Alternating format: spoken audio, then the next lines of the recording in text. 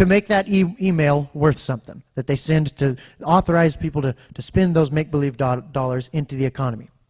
Now, what those dollars do is they go out into the economy, and they bid up prices. So when people talk about the national debt and they're talking about this is something that our children are going to pay, that's not really quite accurate. Our children and our grandchildren aren't necessarily going to pay that. What that's going to do, they're going to rack up they're going to print up a bunch more money. It's going to destroy the value of the dollar. It's going to take more dollars to do the same amount of work. Like I said, that law of supply and demand, and prices are going to rise accordingly. And so when a Big Mac is $35, you're paying the national debt. Does that make sense? It's pretty sneaky. If they tried to raise taxes to match their spending, they'd have had a revolution a long time ago.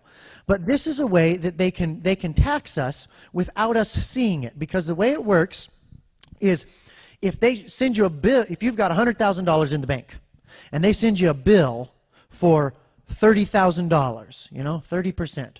Ooh, ouch. You've got to write them a check. But here's what they can do.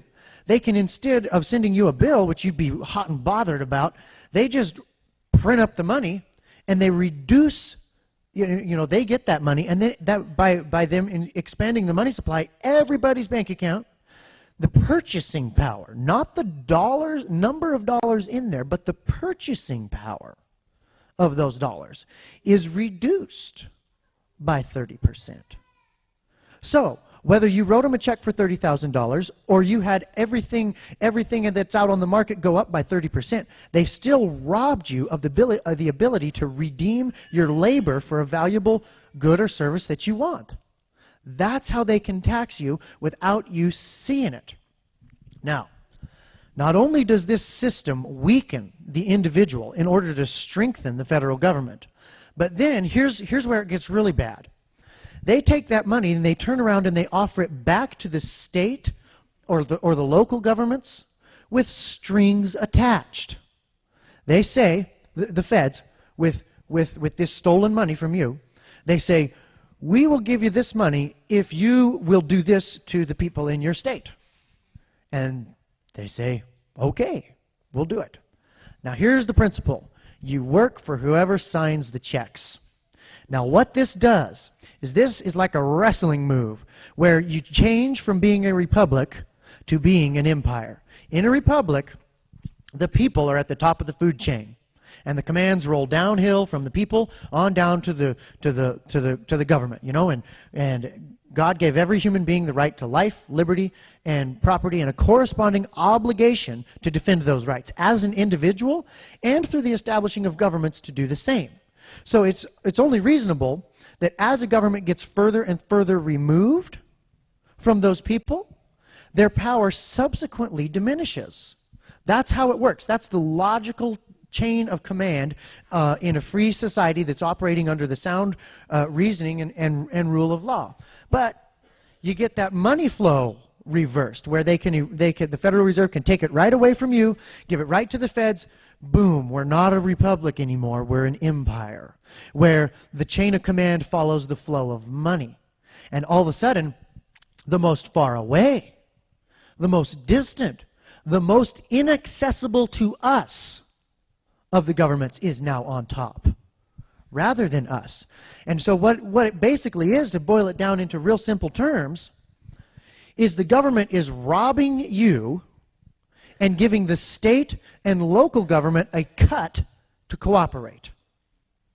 And they have figured out, and they do this in other countries too, watch it. They do it to us and they do it to other countries. They don't roll in here and try to boss you around and tell you how you're going to run your life. No. They buy your friends and make your friends do it. They buy our state. They bribe our state away from us and make our state do it. They give our sheriff's department a bunch of federal funding. And then when we go to the sheriff and we say, hey, sheriff, we elected you. You are very close to the source of authority, which is us. We want you to protect us from anybody who's going to trample on our rights, no matter what they call themselves, no matter how they're organized. We want you to do that, all right? And he says, ooh, I don't know. Those people you want me to protect you from make up a pretty considerable portion of our budget. And so you've got this sheriff with torn allegiance, because we're no longer a free republic, we're a monetary, inflationary empire. Does that make sense? Is that, you got that? That is huge. We've got to understand that. They've gone to great lengths to hide that from us. Now, I could go into, in fact I will, because I want to be fair to the other side, even though I think it's totally bogus and you're going to hate it after I tell you.